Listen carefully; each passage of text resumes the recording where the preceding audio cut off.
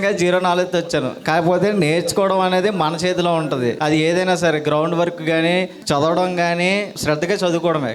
Father లేరు, మా mummy మాత్రమే చిన్నప్పటి నుంచి నన్ను చదివించింది. నాకు మెడికల్ అయిన 11 రోజుల తర్వాత మా బ్రదర్ చనిపోయాడు యాక్సిడెంట్ అయ్యి. అది దిగమింగుకోలేక నాకు ఇది ఇచ్చాడు, కానీ అది దీనికన్నా అది ఎక్కువ అయిపోతుంది. ఎందుకంటే అది ప్రస్తుతానికి నా పక్కన లేడు. అది నేను చెప్పలేను, ఎమోషనల్ అయిపోతున్నాను. నేను ఇక్కడ ఉన్నాను, నాకు ప్రతి నెల 5,000 పంపిస్తున్నాడు అంటే ఆడే.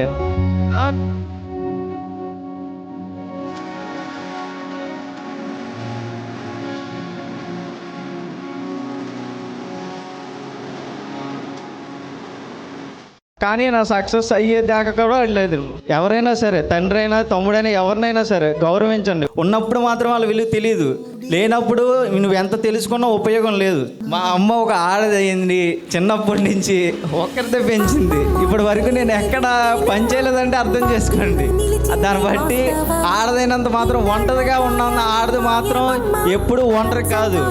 మనమే వాళ్ళ కష్టాన్ని గుర్తించి మనమే వాళ్ళని చూసుకోవాలి. ఎప్పుడు ఒంటరిగా ఉన్నారని బాధపడద్దు, ఇది మాత్రం గుర్తెట్టుకోండి.